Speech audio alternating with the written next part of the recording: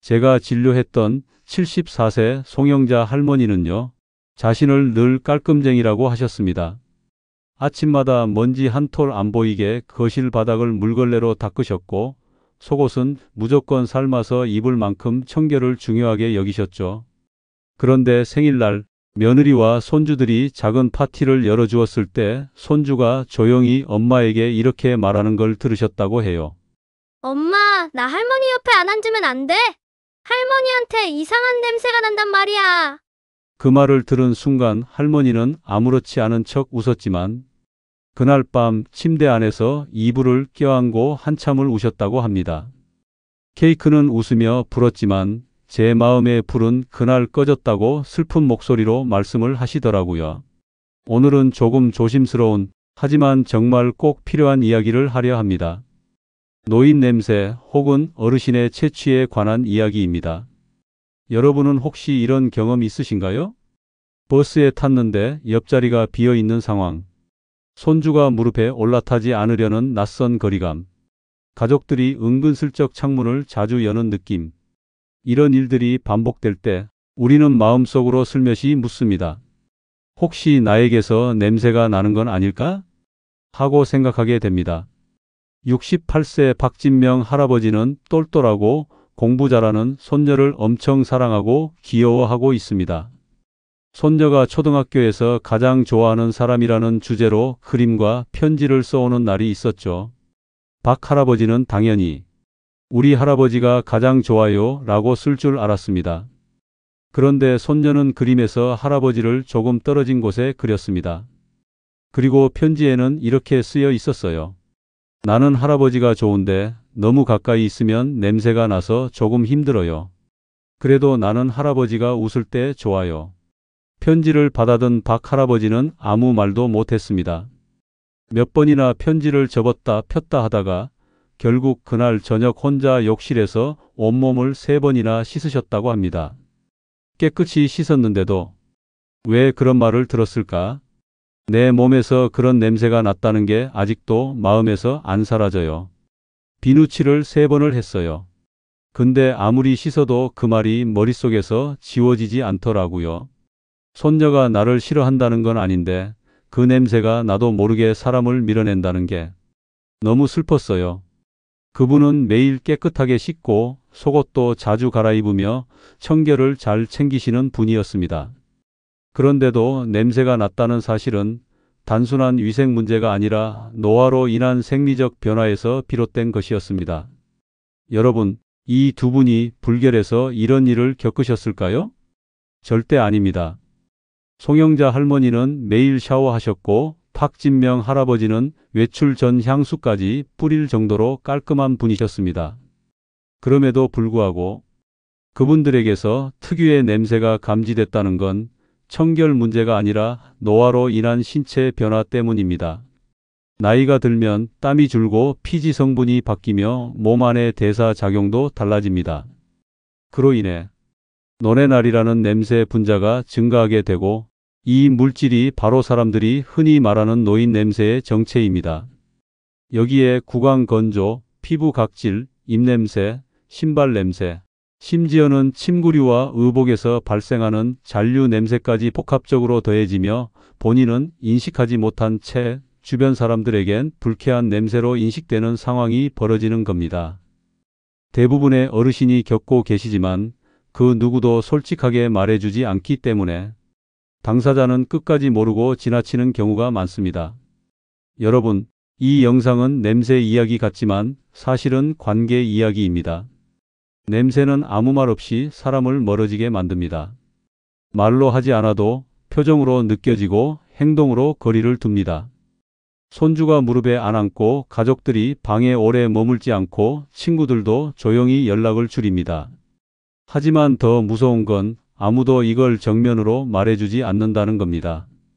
그래서 어르신들은 왜 사람들이 멀어지는지도 모른 채 혼자 상처받고 외로워지고 자신감을 잃어갑니다.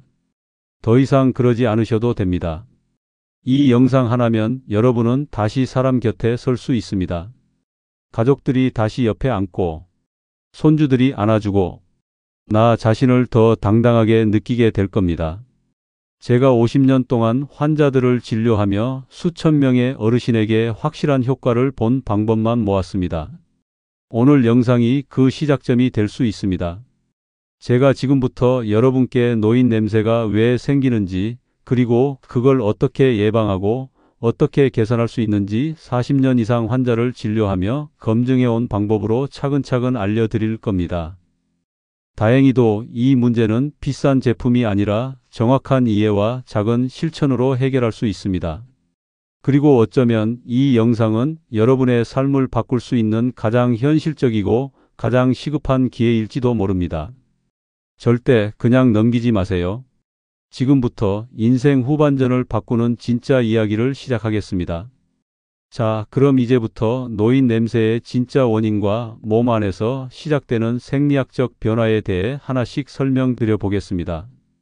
본격적인 이야기를 시작하기 전에 오늘 주제가 마음에 드신다면 영상 아래 좋아요 버튼과 구독 버튼 한번 눌러주세요. 여러분의 작은 응원이 저에겐 아주 큰 힘이 됩니다. 여러분, 먼저 분명히 말씀드립니다. 노인 냄새는 불결해서 나는 게 아닙니다. 청결하지 않아서 나는 게 아닙니다. 제가 지금껏 진료한 수많은 어르신들 대부분 매일 샤워하고 향수도 뿌리고 옷도 자주 갈아입습니다. 그런데도 냄새는 납니다. 왜일까요? 그 이유는 단 하나, 몸이 바뀌었기 때문입니다. 나이가 들면서 우리 몸은 땀, 피지, 침, 장내 환경 등 모든 것이 달라집니다. 그 변화가 바로 냄새의 근원이 되는 겁니다. 첫 번째, 땀이 줄어드는 게 오히려 문제입니다. 많은 분들이 이렇게 말씀하세요. 나는 땀이 별로 안 나는데 왜 냄새가 나요? 바로 그게 문제입니다. 땀이 난다는 건 우리 몸이 노폐물을 바깥으로 밀어내고 있다는 뜻입니다. 그런데 나이 들면 이 땀 배출 기능이 약해집니다. 몸 안에 노폐물이 피부에 쌓이고 이걸 먹이 삼은 세균이 특유의 냄새를 만들어냅니다. 즉, 땀이 줄어들수록 냄새는 더 쉽게 생깁니다. 두 번째, 나이가 들면 피지 성분이 바뀝니다. 젊었을 때와 노년의 피부에서 나오는 기름은 성분이 다릅니다. 나이가 들면 노렌알이라는 산화된 지방산이 많이 나옵니다. 이게 바로 노인 특유의 퀴퀴한 냄새의 주범입니다. 문제는 이 물질은 씻는다고 쉽게 없어지지 않는다는 것입니다. 단순히 비누로 씻는 걸로는 부족하고 노렌알을 잘 씻어내는 방법이 따로 필요합니다. 세 번째, 침이 줄어들면 입냄새가 심해집니다. 60세가 넘어가면 침 분비량이 급격히 줄어듭니다. 침은 단순히 입을 적시는 게 아니라 입안 세균을 씻어내고 산도를 조절하는 중요한 역할을 합니다. 침이 줄면 세균이 번식하고 입냄새가 심해지면서 구취가 전체 체취로 퍼지게 됩니다. 특히 입을 다문 상태에서 체온이 올라가면 입냄새가 밖으로 더 쉽게 퍼집니다. 이 세 가지 변화는 누구에게나 찾아옵니다. 여러분, 이건 누구나 겪는 변화입니다.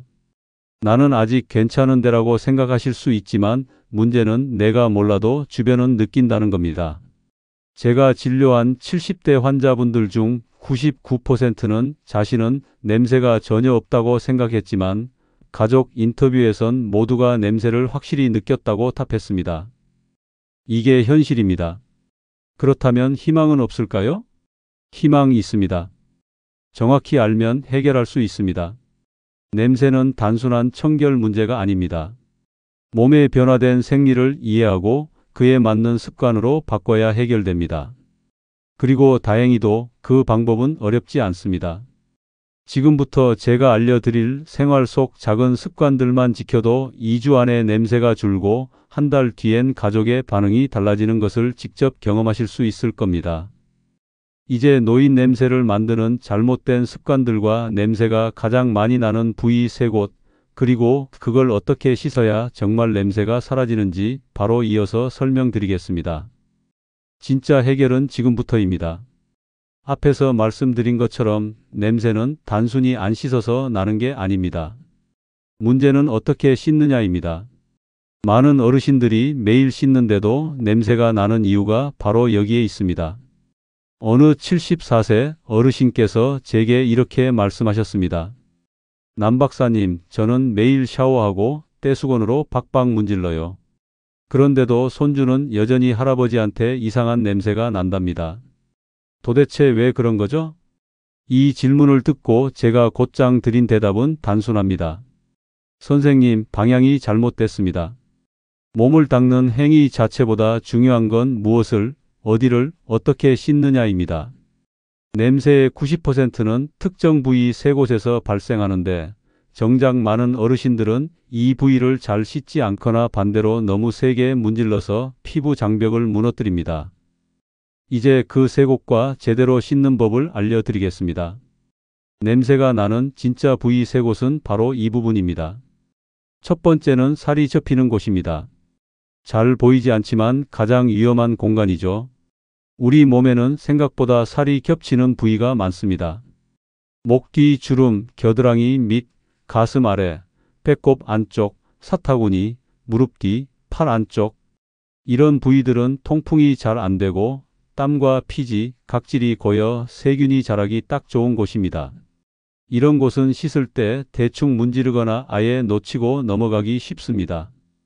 그 결과 몸 전체가 깨끗해도 이 부위에서 냄새가 퍼지는 경우가 정말 많습니다. 제가 진료한 74세 이정숙 할머니는 저는 정말 꼼꼼하게 씻는데도 냄새가 난대요. 라고 하셨어요.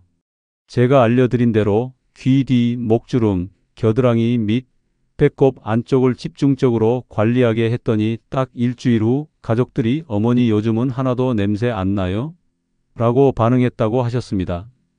비누 거품을 충분히 내서 부드러운 수건이나 손으로 살살 문지르며 씻는 것, 이게 포인트입니다. 너무 세게 문지르면 오히려 피부가 손상되고 더 냄새가 날 수 있으니 주의하세요. 두 번째는 털이 많은 부위, 즉 두피, 겨드랑이, 가슴 주변입니다. 이 부위들은 특히 땀과 피지 분비량이 많고 세균이 빠르게 번식하는 조건을 갖추고 있습니다. 많은 분들이 머리를 감을 때 그냥 샴푸만 묻히고 휙휙 문지르고 끝내는데요. 두피를 지압하듯 손끝으로 꼼꼼히 마사지하면서 감아야 속에 쌓인 피지와 노폐물이 제거됩니다. 겨드랑이나 가슴 주변은 비누로 충분히 거품을 내고 손바닥으로 부드럽게 닦아주는 방식이 좋습니다.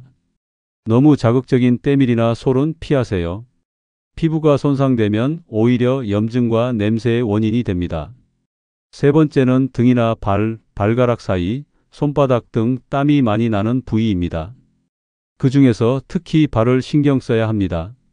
신발 속에 갇혀 있던 발은 온종일 습기와 열기 속에 있으면서 냄새를 만들어내는 세균들의 천국이 되기 쉽습니다. 특히 발가락 사이를 놓치는 경우가 많아요. 여긴 꼭 발을 씻을 때마다 하나하나 사이에 손가락을 넣어서 닦아줘야 합니다. 그 후에는 수건으로 완전히 말리는 것, 이게 핵심입니다. 양말은 하루에 한 번 갈아 신고 면 양말을 사용하는 것이 냄새 예방에 도움이 됩니다. 또 하나, 등입니다. 등은 스스로 닦기 어렵기 때문에 그냥 물로만 흘려보내고 많은 분들이 많습니다.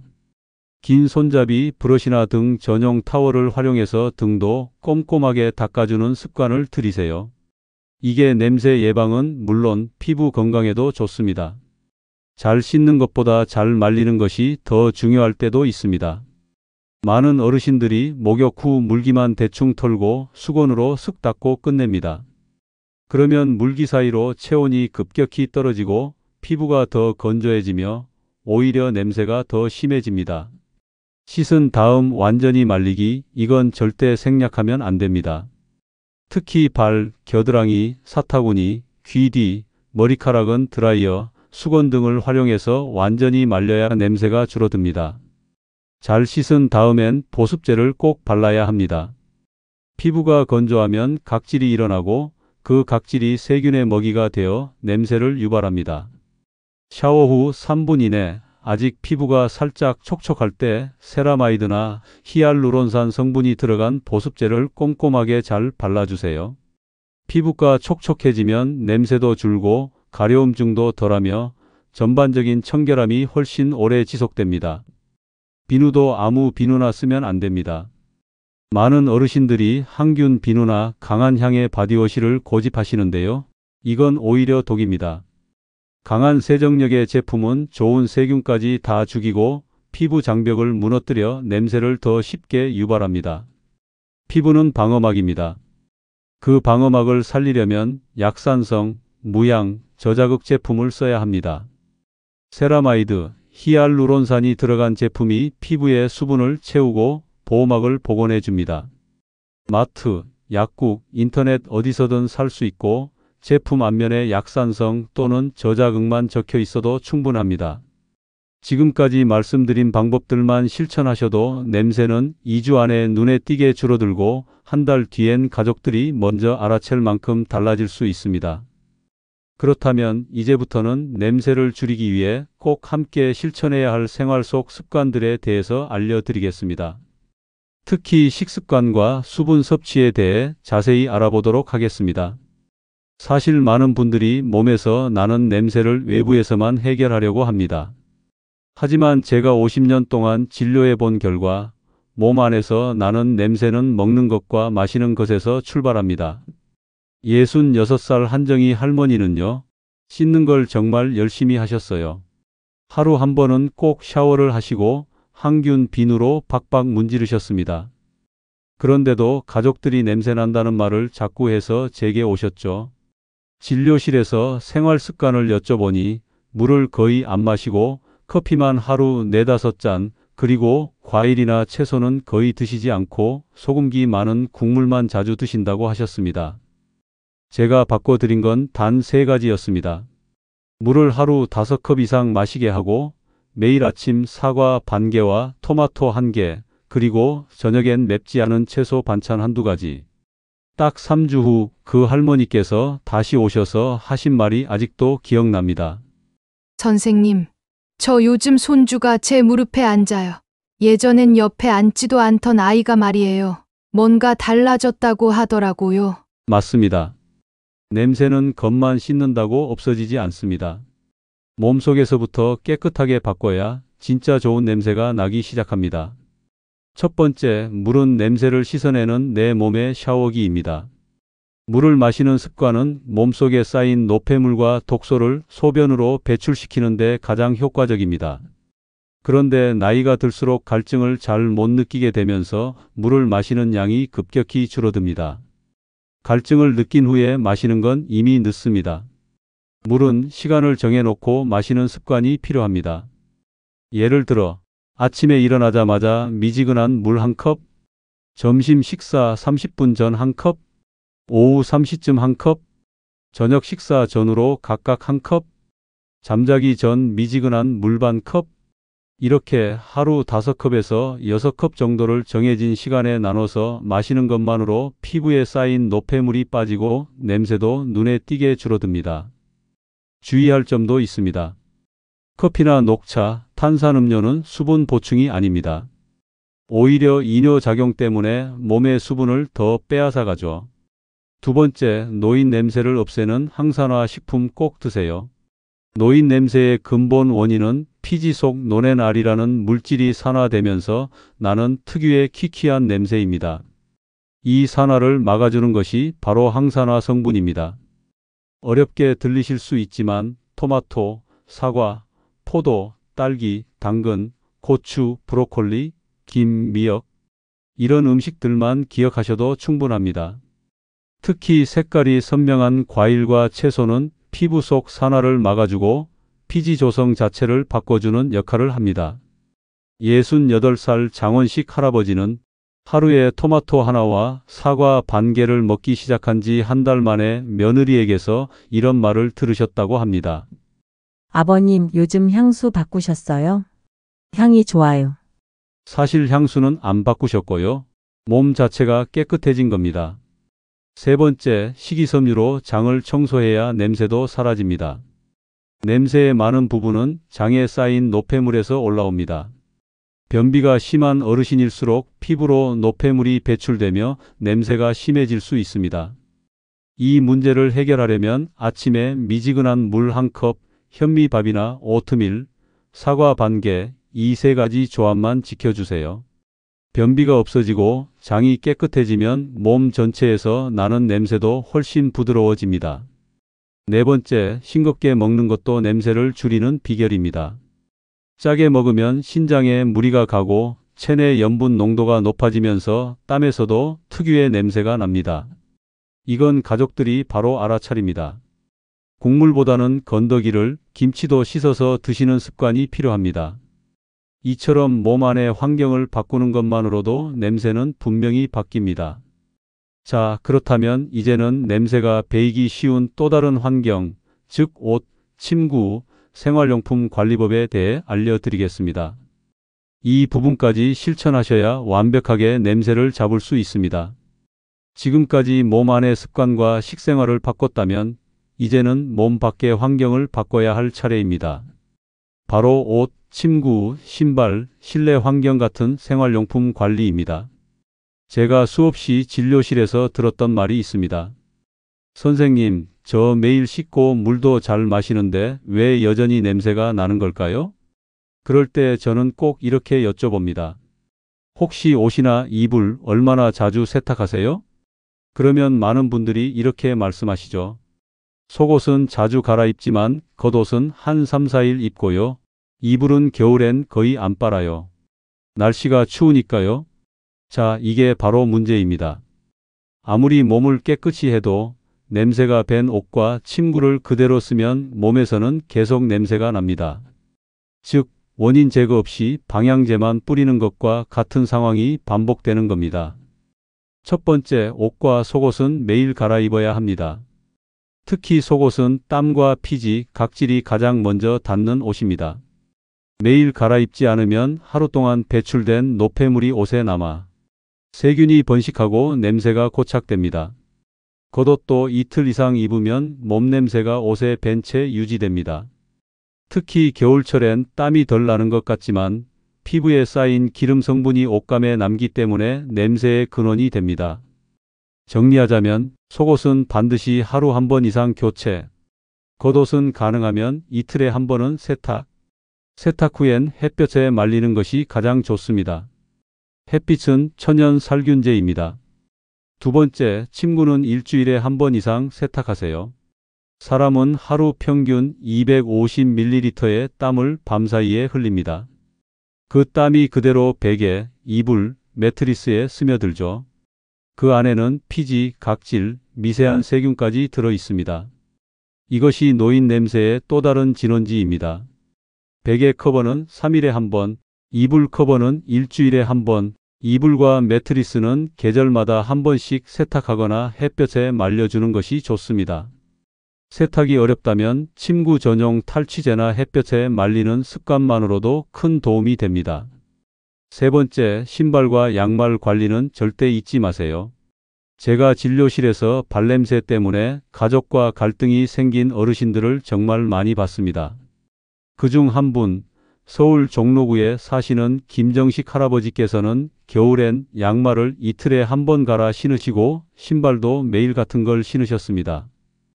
가족들은 방에만 들어가면 냄새가 난다고 했고 본인은 왜 그러는지 이해를 못 하셨어요. 제가 알려드린 건 간단했습니다. 양말은 매일 갈아 신기, 신발은 2켤레 이상을 번갈아 신기, 신발 안에 베이킹소다를 뿌려두기, 신발은 하루 신은 후 하루는 말려놓기. 딱 이 네 가지만 실천하셨는데 2주 후 가족들의 반응이 확 달라졌습니다. 아들이 요즘은 냄새가 하나도 안 난다고 말해줬다고 합니다. 네 번째, 실내 공기는 숨은 냄새의 주범입니다.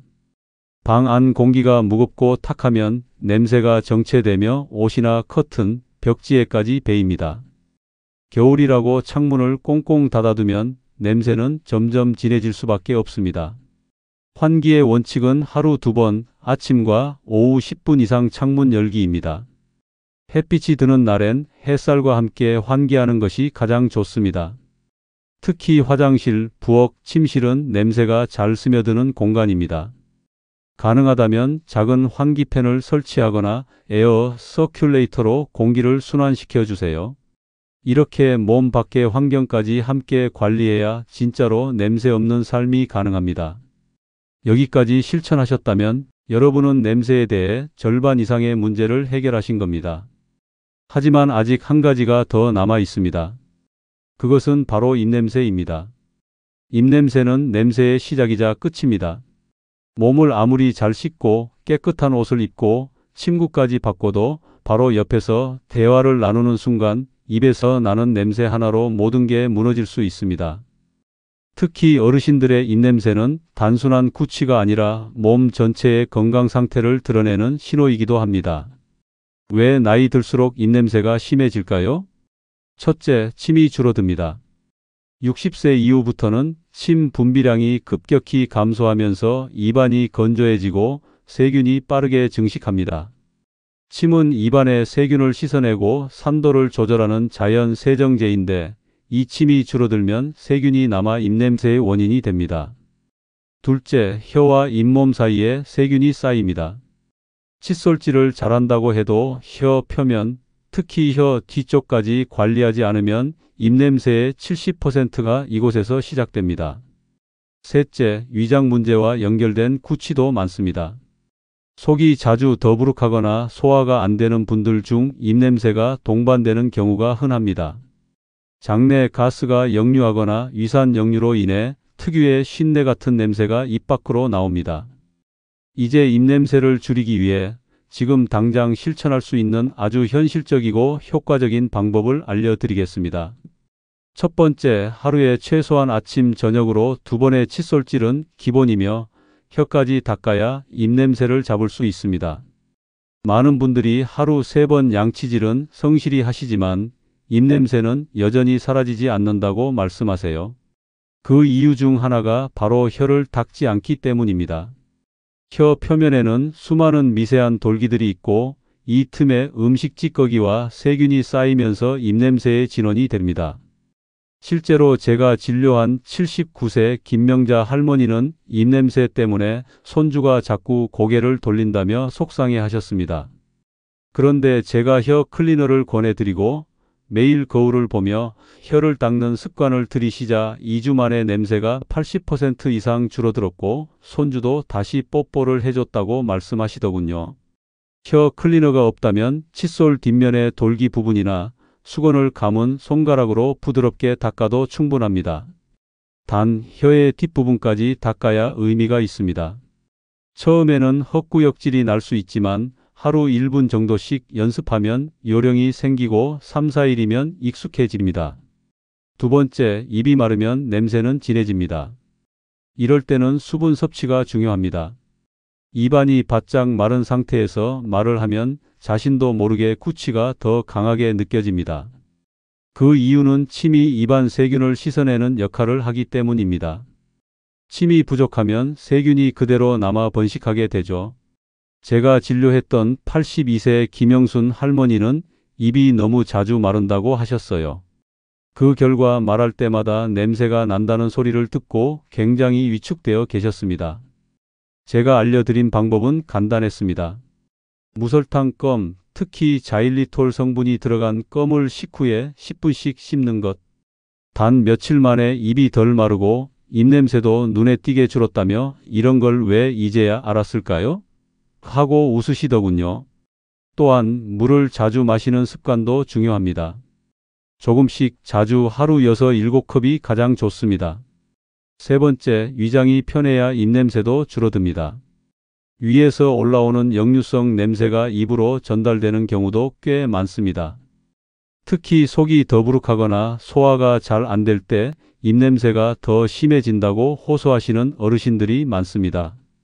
80세 김정일 할아버지는 나는 입을 깨끗이 닦아도 아내가 자꾸 냄새난대요. 라며 오해를 많이 받으셨는데요. 진료해보니 위장이 매우 예민한 상태였고 기름진 음식과 매운 반찬 위주 식습관이 문제였습니다. 그래서 식사 후에는 따뜻한 보리차나 유자차, 생강차로 속을 편안하게 해드리는 방법을 권했습니다. 3주 뒤 김 할아버지께서는 이젠 아내가 옆에 앉아도 인상 안 써요. 라며 활짝 웃으셨습니다. 네 번째, 시중 가글 대신 자연식 가글이 더 좋습니다. 시중에서 파는 가글, 특히 알코올 성분이 강한 제품은 오히려 입안을 건조하게 만들 수 있습니다. 건조한 입안은 세균 번식에 더 좋은 환경이 됩니다. 더 안전하고 효과적인 방법은 집에서 직접 만드는 천연 가글입니다. 방법은 아주 간단해요. 따뜻한 물 한 컵에 소금을 아주 조금, 즉 손가락 2개로 살짝 집을 정도만 넣고 잘 저어준 뒤 가글하시면 됩니다. 또 하나의 좋은 방법은 녹차를 진하게 우리고 식힌 물로 가글하는 것입니다. 녹차 속에는 강력한 항균 성분이 있어 입안의 세균을 줄이는 데 효과적이면서도 자극이 적어 입안을 건조하게 만들지 않습니다. 이런 자연 가글은 항균 작용이 있으면서도 입안을 건조하게 하지 않고 세균 제거에 큰 도움이 됩니다. 5번째, 틀니를 올바르게 관리하는 것이 입냄새를 예방하는 데 있어 중요한 부분입니다. 틀니를 사용하시는 분들 중 상당수가 나는 양치도 하고 입을 헹구는데 왜 냄새가 나지? 라고 말씀하시는데요. 틀니는 말 그대로 입속에 세균 온상이 될 수 있습니다. 음식 찌꺼기, 세균이 틈에 끼어 쌓이면 겉은 깨끗해 보여도 냄새가 나기 시작합니다. 84세 이명호 할아버지는 매일 닦는데도 며느리가 저랑 얘기하다 자꾸 창문을 열어요. 라며 속상해 하셨습니다. 틀니는 반드시 하루에 한 번 전용 세정제에 담가 두어야 하고 잠자기 전엔 반드시 빼서 깨끗이 말리는 습관이 필요합니다. 또한 입안 점막도 부드러운 수건이나 거즈로 닦아주는 것이 좋습니다. 의치 청결 관리를 잘한 그룹이 그렇지 않은 그룹보다 입냄새가 평균 70% 이상 줄어든다는 연구 결과도 있습니다. 이 5가지 습관만 실천하셔도 입냄새 때문에 사람 만나는 게 두렵다는 걱정에서 크게 벗어나실 수 있습니다. 단순히 냄새를 줄이는 차원을 넘어 자신감과 가족 간의 거리, 사회적 관계까지 바꾸는 힘, 그 시작이 바로 이 입안의 작은 변화에서 시작됩니다. 냄새가 사라지면 표정이 달라지고 말하는 목소리가 밝아지고 사람들과의 관계가 부드러워집니다. 제 환자 중 79세 이성자 할머니는 요즘은 대화할 때 눈을 마주칠 수 있어요. 이전엔 내가 냄새 날까봐 자꾸 고개를 숙였거든요. 라고 말씀하셨습니다. 그 작은 변화가 건강뿐 아니라 인생을 바꾸는 시작이 될 수 있습니다. 이제 영상의 마무리를 향해 가며 노년기의 냄새를 줄이고 건강까지 챙길 수 있는 5가지 생활 수칙을 정리해 드리겠습니다.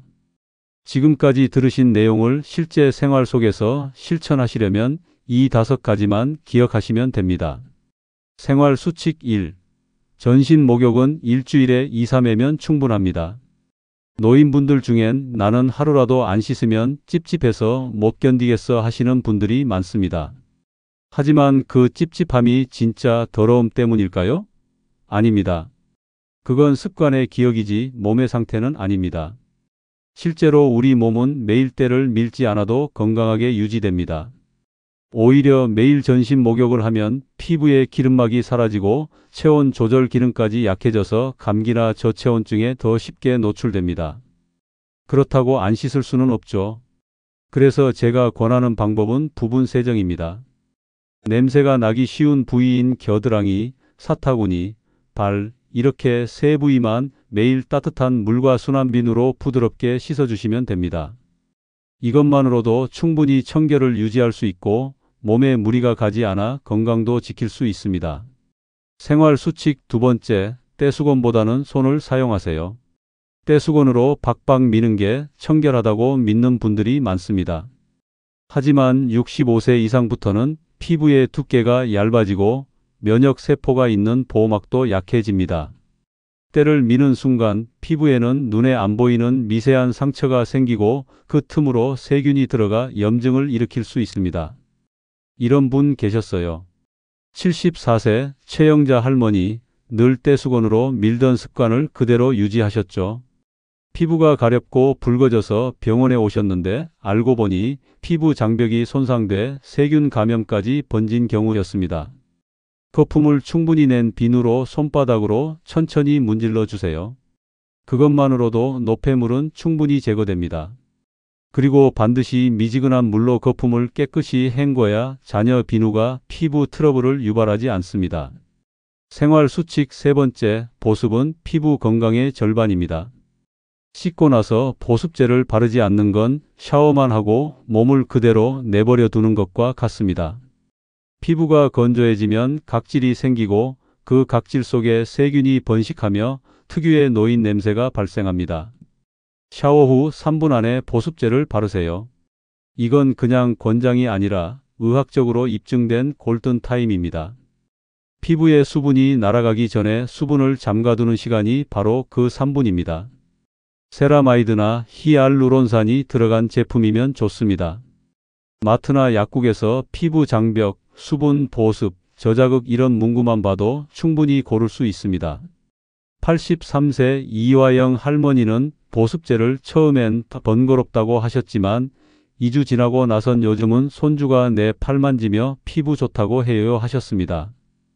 그게 바로 생활 습관의 기적입니다. 생활 수칙 네 번째, 냄새 제거는 향으로 가리는 게 아니라 습도 조절로 예방해야 합니다. 많은 어르신들이 이렇게 말씀하십니다. 냄새가 날까봐 집안 여기저기 방향제를 뿌려요. 방 안 공기가 좀 답답해서 향수를 뿌리면 괜찮아지더라고요. 하지만 여러분, 방향제나 향수는 해결이 아닙니다. 냄새를 없애는 게 아니라 냄새 위에 또 다른 냄새를 더 씌우는 것에 불과합니다. 이건 마치 곰팡이 핀 벽에 페인트만 덧바르는 것과 같습니다. 표면은 예뻐 보여도 속은 여전히 썩어 있죠. 진짜 해결책은 바로 습도와 환기입니다.